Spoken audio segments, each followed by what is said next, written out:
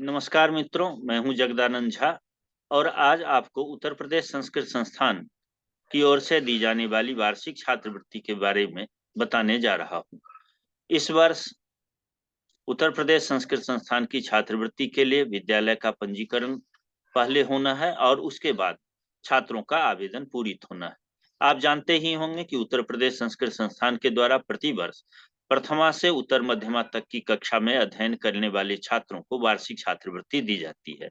इसमें प्रथम वर्ष अर्थात कक्षा 6 में पढ़ने वाले 133 बच्चे, प्रथमा द्वितीय वर्ष अर्थात कक्षा 7 में पढ़ने वाले 133 बच्चों को तथा प्रथमा अंतिम वर्ष अर्थात कक्षा 8 में पढ़ने वाले 134 बच्चों को रुपए 2000 प्रत्येक छात्रों को वार्षिक छात्रवृत्ति दी जाती है। इसी प्रकार उत्तर मध्यमा प्रथम वर्ष में पढ़ने वाले 150 छात्रों को रुपए 5000 वार्षिक छात्रवृत्ति दी जाती है। उत्तर मध्यमा पूर्व मध्यमा द्वितीय वर्ष में पढ़ने वाले 150 बच्चों को भी 5000 रुपये वार्षिक छात्रवृत्ति, उत्तर मध्यमा प्रथम वर्ष में पढ़ने वाले 150 बच्चों को 6000 रुपया वार्षिक छात्रवृत्ति और उत्तर मध्यमा द्वितीय वर्ष में पढ़ने वाले 150 छात्रों को वार्षिक छात्रवृत्ति 6000 रुपये दी जाती है। इसके लिए ऑनलाइन आवेदन मांगे जाते हैं। यदि 150 संख्या से अधिक या निर्धारित संख्या से अधिक छात्रों के आवेदन प्राप्त होते हैं, ऐसी स्थिति में मेरिट के आधार पर चयन सूची बनाई जाती है। यदि मेरिट हाई चला गया तो जिनका अंक कम होता है, अंक प्रतिशत कम होता है, वो छात्रवृत्ति के पात्र नहीं हो पाते हैं। छात्रवृत्ति आवेदन करने की पात्रता न्यूनतम 60% अंक से उत्तीर्ण होना अनिवार्य है। वर्ष 2022 में जो छात्र 60% अंक से उत्तीर्ण किए हों, ऐसे छात्र आवेदन कर सकते हैं। तो आइए देखते हैं आवेदन की प्रक्रिया क्या है, कैसे आवेदन करेंगे और किस प्रकार से छात्रवृत्ति पाएंगे। तो सबसे पहले हम चलते हैं उत्तर प्रदेश संस्कृत संस्थान की वेबसाइट पर। UP Sanskrit Sansthanam .in website का पता है और इस पर क्लिक करने के बाद यूपी संस्कृत संस्थानम .in ऐसा वेबसाइट खुल करके आपके सामने आएगा और इस वेबसाइट के मीनू बटन पर जब आप जाएंगे दाहिनी ओर, ये देखिए ऑनलाइन आवेदन का एक आपको मीनू बटन मिलेगा। मोबाइल पर भी मीनू बटन आपको मिल जाएगा, मोबाइल द्वारा भी आवेदन कर सकते हैं। इसमें छात्रवृत्ति आवेदन, ऑनलाइन छात्रवृत्ति आवेदन पत्र का ये आपको एक मीनू बटन मिलेगा। इस पर क्लिक करके आप एक दूसरे वेबसाइट पर जाएंगे। आप चाहें तो सीधे sanskritSans.ulbup.in पर भी जा सकते हैं। तो आप सीधे इस साइट पर भी जा सकते हैं। इस साइट पर हम लोग आ चुके हैं और यहाँ पर ये देखिए आपको साइट का पता ये लिखा हुआ है, यहाँ पर भी आप सीधे आ सकते हैं और आकर के आप यहाँ से भी आवेदन कर सकते हैं। ये साइट का पता है, आप चाहें तो इसको भी नोट कर सकते हैं, यहाँ से सीधे आवेदन कर सकते हैं।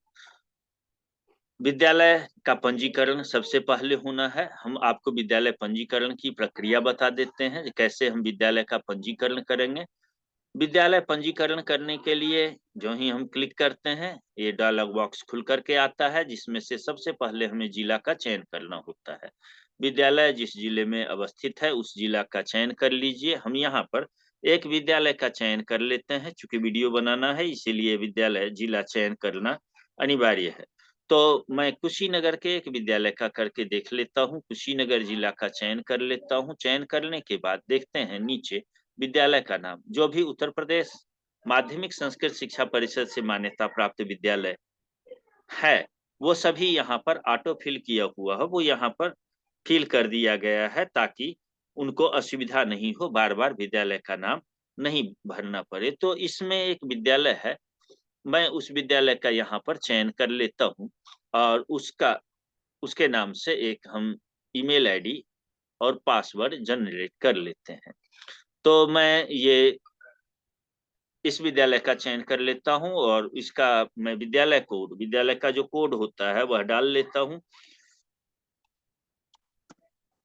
इसके बाद जनपद का कोड आपको डालना होगा, ये डाल लिया और मोबाइल नंबर में यहाँ पर देख रहे होंगे मोबाइल नंबर फिल किया हुआ है, यदि आपका मोबाइल नंबर बदल गया हो तो इस मोबाइल नंबर को बदल लें, क्योंकि इस पर आपको ओटीपी आना है।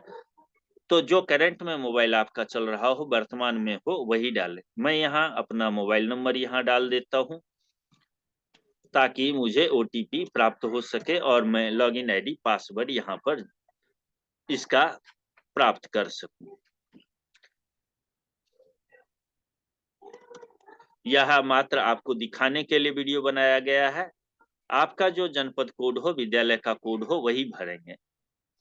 ये करने के बाद, सब कुछ भरने के बाद रजिस्टर बटन पर रजिस्टर करते हैं। रजिस्टर बटन पर रजिस्टर करते ही, क्लिक करते ही थोड़ी देर में आपके मोबाइल पर ओटीपी चला जाता है, वन टाइम पासवर्ड चला जाता है। कई बार जब आपका मोबाइल नेटवर्क एरिया से बाहर होता है, ऐसी स्थिति में आपको ओटीपी मिलने में काफी विलंब होता है। तो यह ध्यान रखें कि आपका मोबाइल नेटवर्क एरिया में है या नहीं। मुझे यहाँ ओटीपी प्राप्त हो गया है, मैं ओटीपी डाल देता हूँ। ये डालने के बाद वेरीफाई कर देता हूँ। इसका मतलब हो गया कि ये सही व्यक्ति द्वारा ये भरा जा रहा है। मुझे यूजर आईडी के लिए ये अनुशंसित कर दिया गया है कि ये यूजर आईडी है। मैं इसको नोट कर लेता हूँ, अपनी डायरी में नोट कर लें। आप लोग भी अपनी डायरी में इसको नोट कर लीजिएगा, क्योंकि ये बार बार आपके काम में आएगा। हर बार आपको ये यूजर आईडी और पासवर्ड ये मांगेगा, इसीलिए इसको आप कॉपी भी नहीं कर सकते हैं, इसको लिखना ही पड़ेगा आपको। ये ध्यान रखिएगा, SCH के बाद डैश लगा हुआ है, अंडरस्कोर न लगाएं। कई लोगों ने शिकायत की कि हमें यूजर आईडी पासवर्ड डाल रहे हैं लेकिन वो सही नहीं ले रहा है। इसका मतलब है कि वो लोग ठीक से अपना यूजर आईडी नहीं समझ पाए हैं। पासवर्ड के लिए मैं यहाँ पर एक नंबर दे देता हूँ। 6 अंकों का पासवर्ड होना चाहिए कम से कम। मैंने वो पासवर्ड यहाँ पर डाल दिया है और पुष्टि भी कर दी है इसकी, और यूजर आईडी पासवर्ड मेरा क्रिएट हो गया यहाँ पर। अब जब ये सारी प्रक्रिया हो जाती है, इसके बाद आप चाहें तो अभी स्कूल लॉगिन के लिए यूजर आईडी यहाँ पर कर दीजिए। जो आपने यहाँ पर यूजर आईडी बना था वही आपको डालना है। मैं यहाँ डाल देता हूँ।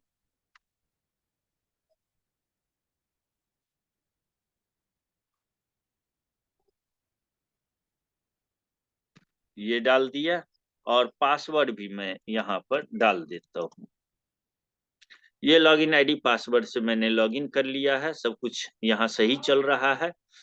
लॉगिन करते ही क्या करते हैं, यहाँ छात्र छात्रा को जोड़े, ये आप देख रहे होंगे। मैं इसको सर्किल में घेरा बना देता हूं ताकि आपको सही ढंग से ये दिख सके।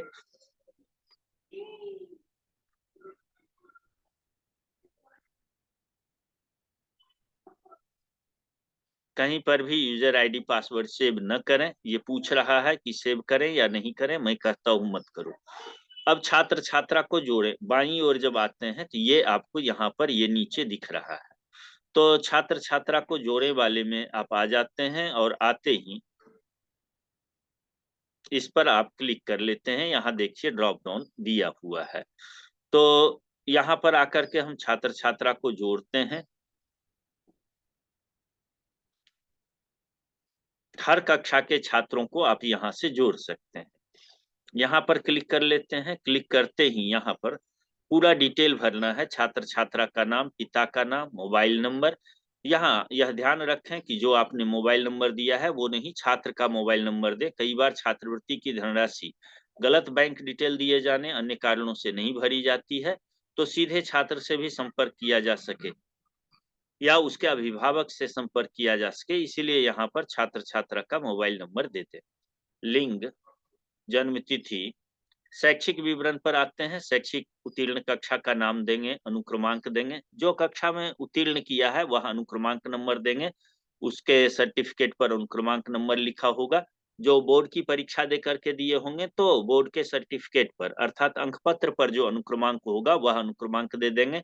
उत्तीर्ण कक्षा का वर्ष 2021-22, जिला का नाम अर्थात वह जिस विद्यालय से उत्तीर्ण किया वह विद्यालय किस जिला में था, तो विद्यालय के जिले का नाम लिखें। कक्षा 5 में पढ़ने वाले बच्चे कक्षा 6 में संस्कृत विद्यालय में आता है, ऐसे छात्रों के लिए ये फील्ड ज़्यादा उपयोगी है। यदि कोई संस्कृत विद्यालय में एक बार नामांकित हो चुका है, अर्थात कक्षा 6 में प्रथम वर्ष में या प्रवेशिका प्रथम वर्ष में एक बार प्रवेश ले लिया है, उसके बाद उसी विद्यालय में रहता है, तो इसकी ज़्यादा आवश्यकता नहीं होती। यदि वह किसी विद्यालय से नाम कटा करके वर्तमान दूसरे विद्यालय में पढ़ रहा हो, उसके लिए ये देना ज़रूरी है। फिर यहाँ प्राप्तांक और पूर्णांक देते हैं। ये प्राप्तांक मैं भर करके दिखा देता हूँ कि कितना अंक पाया है। मान लेते हैं कि हमने 500 अंक पाया है और पूर्णांक कितना था, 1000 पूर्णांक है। और ये करके जो ही हम आगे बढ़ते हैं तो यहाँ लिखा हुआ मिलता है कि आप छात्रवृत्ति के पात्र नहीं, क्योंकि ये 50% ही होता है। तो इसीलिए ज़रूरी है कि यहाँ प्राप्तांक कम से कम 60% होना चाहिए, और जो ही हम यहाँ पर 600 नंबर दे देते हैं 1000 में, तो 60% हो जाएगा। और ये आपको फॉर्म आगे भरने के लिए देता है, प्रतिशत निकाल करके दे दिया। उत्तीर्ण कक्षा, विद्यालय का नाम, जिस विद्यालय से आपने उत्तीर्ण किया है, जहाँ का ये मार्कशीट आपके पास है, वो आप यहाँ पर लगा दें, लिख देंगे। इसको लिखना है, हिंदी में लिख दें तो ज़्यादा अच्छा होगा। गत वर्ष यदि स्कॉलरशिप मिली है तो इसकी सूचना दे दें। प्रथमा के छात्रों के लिए ज़्यादा उपयोगी है, क्योंकि प्रथमा के छात्रों के लिए एक नियम है कि उसको करेंट यदि 60% अंक पा लेता है तो उसको छात्रवृत्ति के लिए चयनित हो जाती है। वो मेरिट भले हाई चला जाए, लेकिन उस छात्र को छात्रवृत्ति मिलती है।